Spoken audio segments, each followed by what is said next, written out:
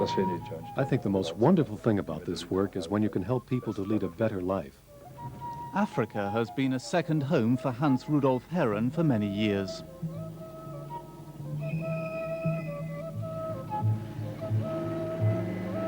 Since he was a young scientist, he's been fascinated by tropical agriculture. His speciality, natural pest control.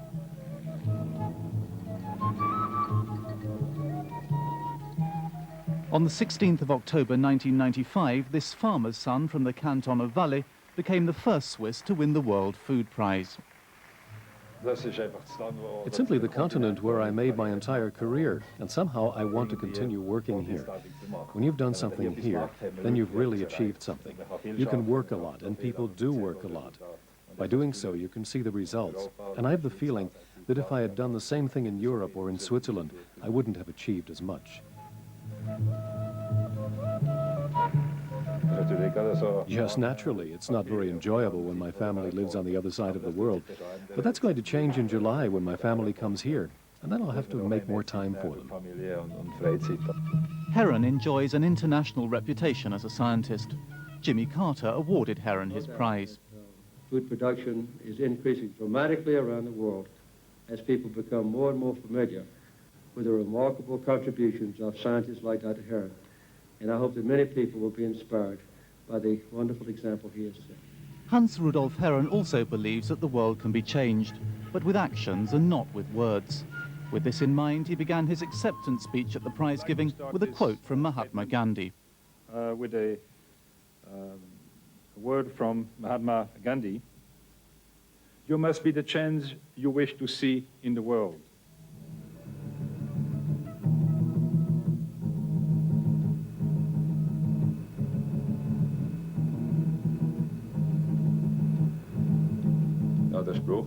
You must be the change you want to see in the world. The saying, "You must be the change you want to see in the world," is very important to me and for everything that I do.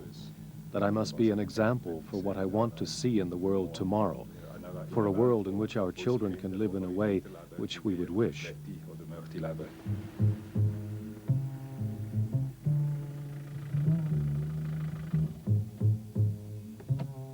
Arriving for Herren often leaves the taste of coming too late. Too often he's experienced seeing experts being called in only when a catastrophe is looming.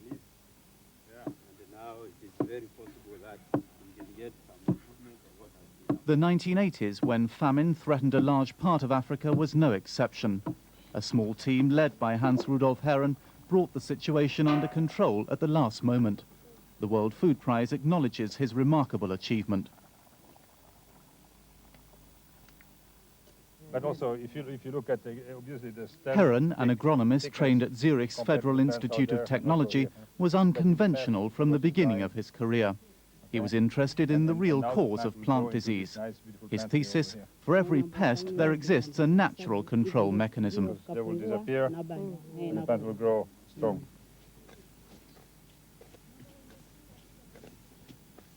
The staple diet of Africa is based on a couple of food plants.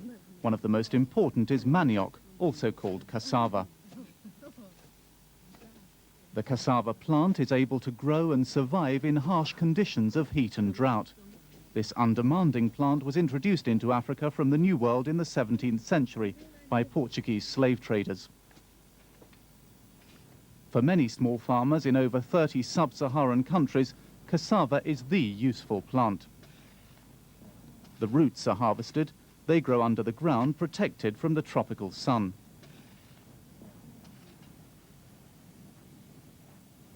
The edible roots of the cassava plant can last for up to 2 years in the ground, providing a reserve food supply for hard times. This emergency food supply of the poor was threatened in the mid-70s. A large part of the harvest was ruined by an unknown pest. The cassava mealybug had been unwittingly transported from South America and had spread in epidemic proportions over all of Africa.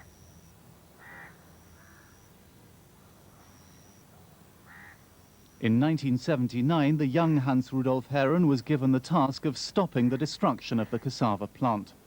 There was an emergency. and everyone was calling for the use of pesticides. But the young scientists remained stubborn, searching instead for a biological control method. Herren started a worldwide search for the natural enemy of the mealybug.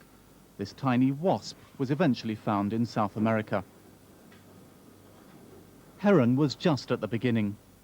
He found the wasp killed the cassava mealybugs by laying its eggs into them and destroying them.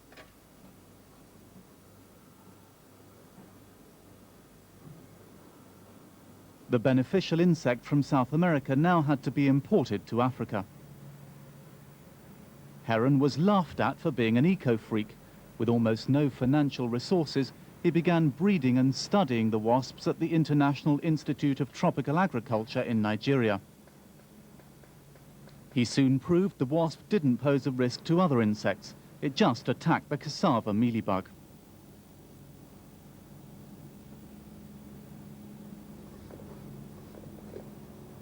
Finally, he found donors to train specialists and expand the project to many countries. In the middle of the 1980s, wasp production was going ahead full steam. The tiny wasps were packed easily in small containers and sent to the crisis regions. The program was a complete success. Wherever the mealybug arose, Herren and his team spread the wasps, killing off the pest.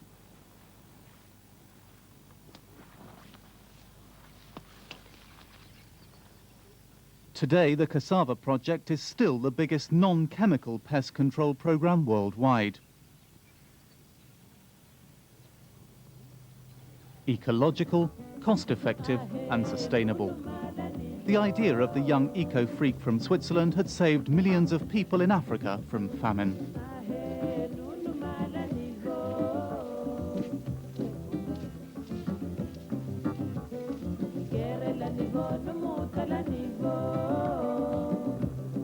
For once, the population had benefited, but for Herren, the scientist, there's still a lot to do. Yeah, I'm now trying to get as much publicity as I can with this project.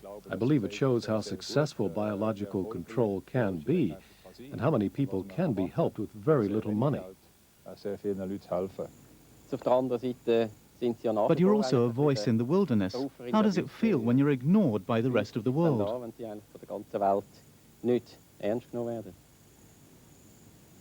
That's a difficult situation, despite the fact that I have achieved something with this project. People now worldwide consider using biological control methods. It's not certain that this project can be exactly repeated, but there are still a lot of insect problems that must be solved, that could be solved with biological control. It's not certain whether it will be so quick or such a big success, particularly when you don't have satisfactory research possibilities.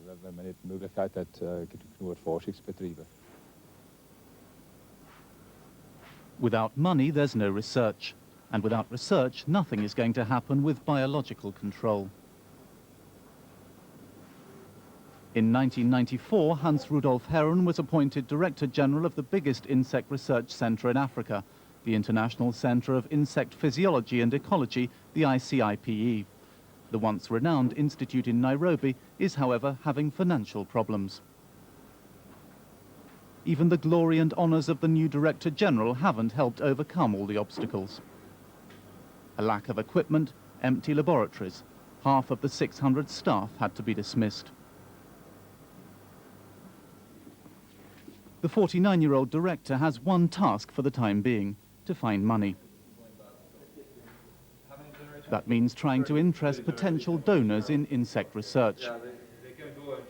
Frederick Lyons, head of the United Nations Development Programme in Kenya, is impressed by the work of Herren at the ICIPE. But despite that, he's putting off making a decision until later. There are, as you're aware, there are major financial problems facing our organization. That's one of the problems. The other issue, of course, is that we are looking at other projects that ICIPE is proposing, and I'm hopeful that we can, on the basis of this visit and other visits, and the long-standing interest of UNDP and ICIPE, that we can come up with new funding for new projects. Little consolation when time is pressing. The Institute is struggling for breath. Interrupting the research would destroy years of work. The question is, does pure ecological research in Africa have a chance of success anyway? Yes, I'd say it has a bigger chance of success than in the north, because we're looking for cheap and sustainable solutions for farmers and people in general. When you know more about the insects, you can control them better without buying expensive products. And it's also a matter of finding natural means to fight pests. It's rare to find money for research that's not aimed at making a profit for business. In the industrial nations, the voices of crisis rule. Development budgets are being slashed everywhere. This documentation centre at the ICIPE was built with Swiss development aid in the 1980s. But in 1992, the Swiss stopped giving financial support. Other large donor nations followed their bad example. The idea that the Institute would become a centre point for insect research in the world has come to nothing. Today, the ICIPE is putting all its hope in its new Director General, Rudolf Herren. It's hoped his formidable scientific reputation will again attract donors like the United Nations.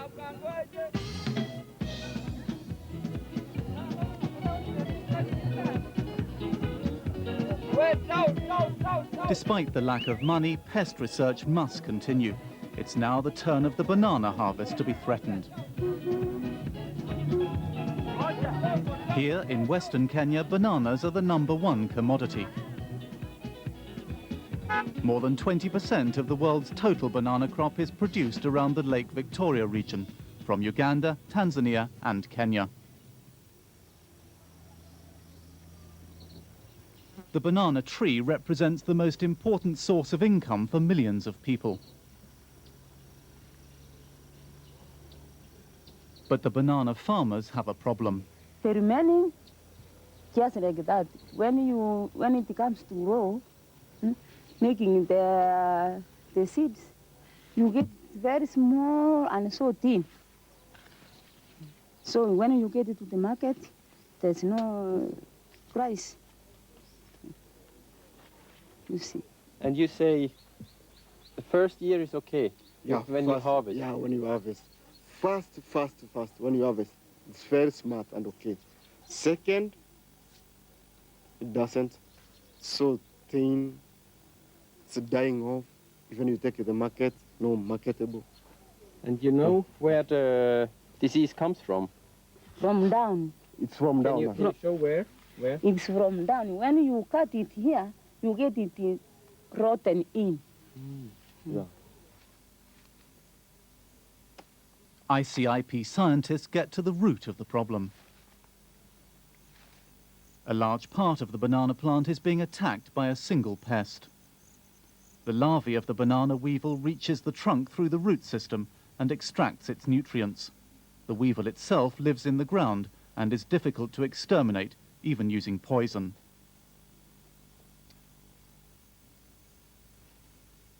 Detailed scientific work with little money and a lot of patience. Lucas Ngoji searches for the weak link in the life of the weevil. On the basis of his data, the insect researcher at the Institute in Nairobi is hot on the trail.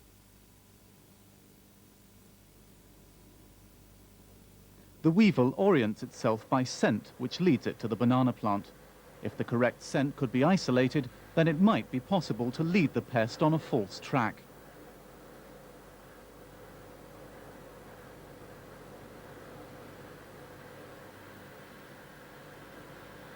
But first, the molecular structure of all the scents which play a role in the life of the pest need to be identified. Without experienced specialists and the most up-to-date technology, this undertaking would be impossible. Do compounds from the plant act on the same cells as the aggregation pheromone? The details of electrophysiology have not. Just because the researchers and scientists at the ICIPE are searching for natural methods to control pests, it doesn't mean to say they can do without high-tech equipment. These compounds are fairly volatile, quite volatile. Herren has convinced them with his eco-ideas, and he's sure that his method will also work here. In nature, there are always weak links, and when you use these, you can control insects without using artificial pesticides. And that's what we're doing here now, in this example with the banana weevil. In an experimental plot at Lake Victoria, researchers are testing 160 different types of bananas. Many of them are resistant, but others can be protected with a cheap pest control method. This halved piece of a fresh banana stem is irresistible to the weevils. They emerge from the ground, and before they realize they've made a mistake, they're collected and killed. By removing... The staff of the ICIPE value the fact that their knowledge can be used by the farmers. There are no galleries for Better and cheaper than using chemicals, for example, is boiling banana suckers. Researchers have found that the eggs and larvae of the weevil can be destroyed by boiling the suckers in water at 55 degrees centigrade. They've developed a simple thermometer for the farmers. Take a piece of old iron, stick a piece of floating material like styrofoam to it with candle wax, and drop it into the water. The banana suckers are heated but not scalded. The procedure takes 20 minutes.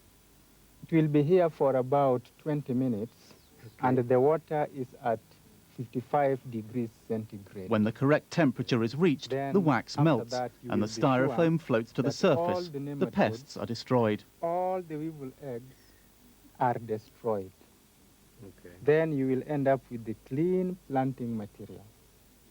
Then you can plant it. With practical demonstrations, the researchers advertise their appropriate methods of control. No expensive products or chemical miracles, only help for self-help.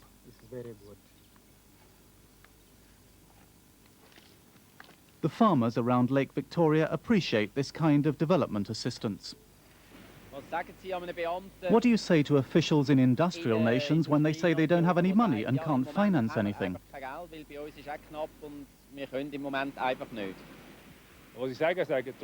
What do I say? I say, despite that, give me a franc. And afterwards, I'll give you back 3. And that's how it works. When we don't do anything, then we in the north are going to have a lot more problems. We'll have more overpopulation. And when we don't help the people here, then we'll have less food and more immigrants. People will simply not stay here. They'll move to us. Another Africa.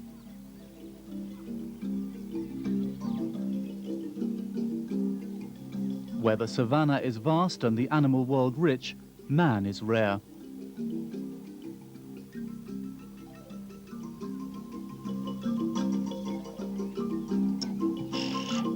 But this peaceful appearance belies the truth. This is the kingdom of the tsetse fly. Herren is also fighting this insect. The tsetse fly carries, among other diseases, sleeping sickness, a deadly threat. The tsetse fly is spread over an area the size of the United States of America. 100 million people in Africa are affected by this insidious infectious disease. But this isn't all. The disease also affects cattle. The tsetse fly causes damage worth billions to agriculture in Africa every year.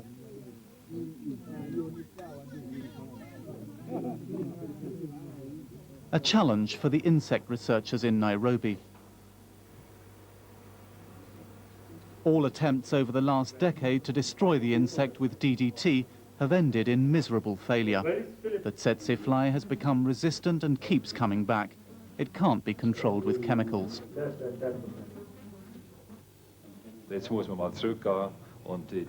Now we have to go back and correctly study the biology and ecology of the tsetse fly to find out where there's a weakness in the life of this insect.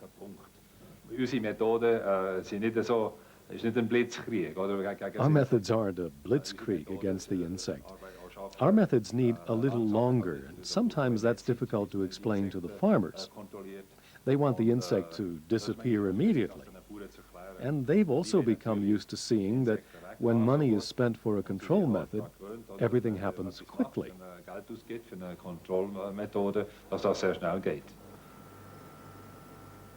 Miracles are possible, but they need a little longer. Pure research needs time.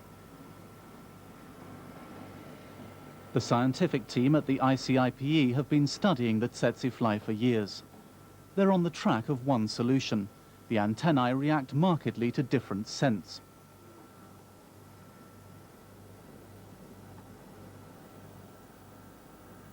Scent series number 35 is being tested. The researchers analyze each reaction of the antennae using gas chromatography and a computer. When the measurements show a strong impulse, the corresponding scent is isolated and tested on the flies. Hundreds of tsetse flies in different areas of Africa have been put through the test program at the Institute.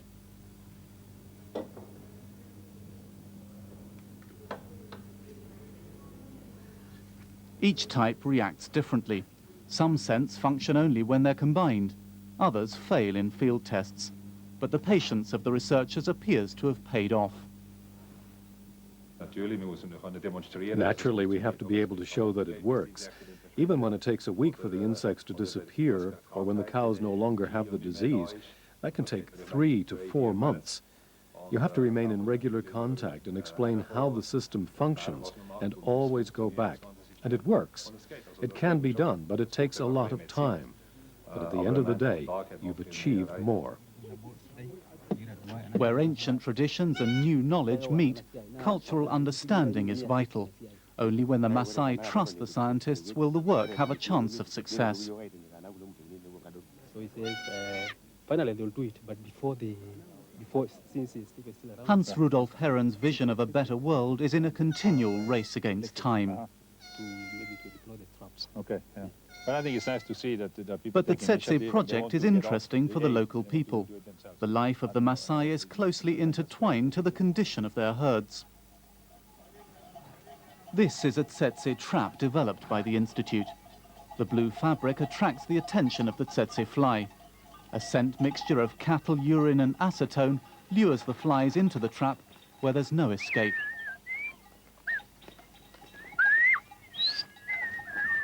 The Maasai are a proud people, and just how quickly they'll put the methods of the insect researchers to use is uncertain. Until now, they haven't bothered too much about the insects.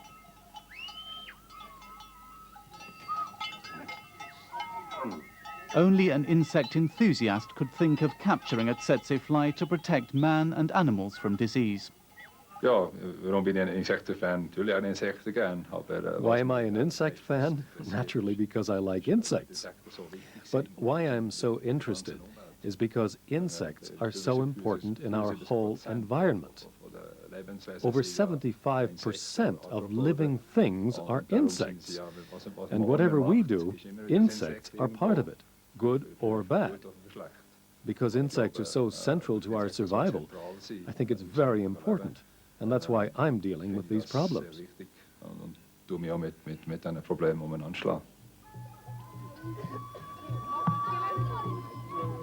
Hans Rudolf Herren's ambitious project also works for malaria. As increasing numbers of people live together in cramped conditions, infectious diseases rise. Malaria is the biggest killer under the tropical sun. 2 million people a year die from it in Africa alone. The deadly fever is spread by mosquitoes. All attempts to kill the insects in their breeding grounds have failed. The adaptability of nature is stronger than any poison. The larvae of the Anopheles mosquito thrive unhindered in the warm, humid climate. To reproduce, the Anopheles must have human blood. Just one prick by the deadly malaria carrier is enough to transmit the disease to a human. Herren wants to stop the unimpeded spread of this disease. A hospital visit in the hinterland of Kenya shows a desperate sight.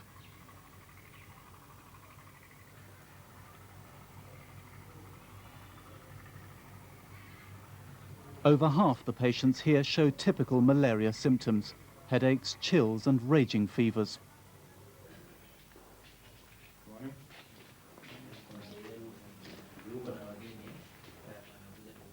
Healthcare for the African rural population is appalling. This hospital is about average. No power, no water. A doctor visits once a week.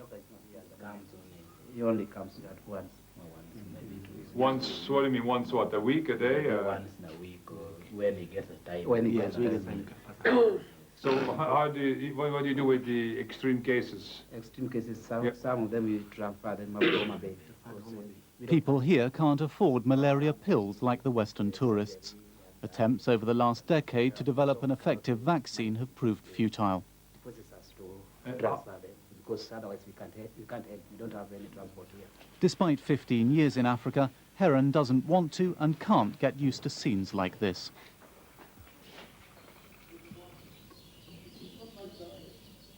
With prompt diagnosis, most cases of malaria can be cured. But there's a problem.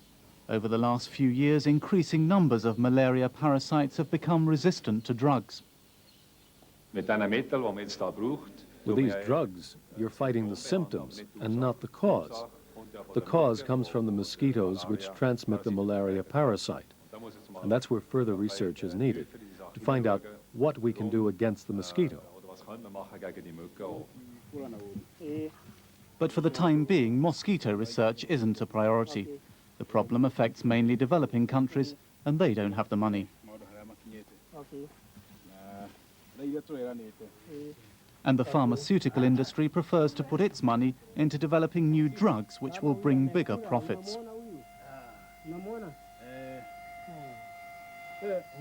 Only a few outsiders are interested in the Anopheles mosquito.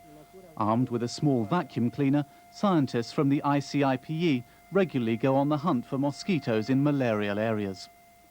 These investigations should provide important information about how many mosquitoes are carrying malaria and how they spread. Clifford Mutero, like Herren, is convinced the key to fighting malaria will be found in the life of the transmitting mosquito.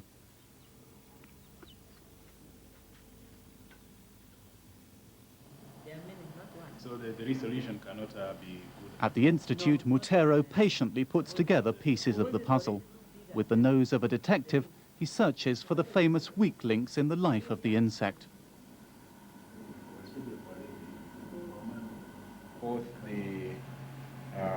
The idea is to combine new approaches with those already known. Specialists from different fields must work together. It's then that Herren sees a real chance of success. I'm convinced that within 4 to 5 years we'll be able to demonstrate how an integrated strategy against malaria works. A big promise. Hans Rudolf Herren is full of confidence. I've lived in Africa for more than 15 years. I've seen a lot, and there's still so much to do. I see the potential of this institute. That's why I want to get things done and achieve something. What's the reward? The reward is a prize here and there. And simply helping these people, that for me is the best. And you see how happy they are when you go into the field and they don't have any problems anymore with pests. Also, when people come to the Institute and want to learn something, when they want to see how things work, I find that the most wonderful thing about this work, when you can help people to lead a better life.